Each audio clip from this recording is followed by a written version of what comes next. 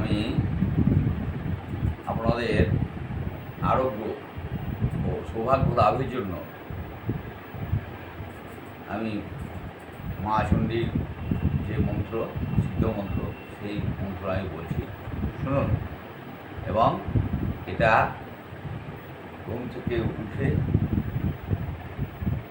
দুপুরবেলায় এবং রাত্রিবেলায় কম করে 3 বার এটাকে বলবেন।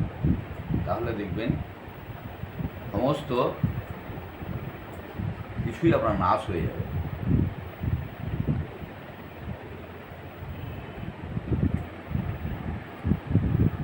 দেহি সৌভাগ্যমারোগ্যং দেহি মে পরমাং সুখং রূপং দেহি জয়ং দেহি যশো দেহি দিশো জয়ী।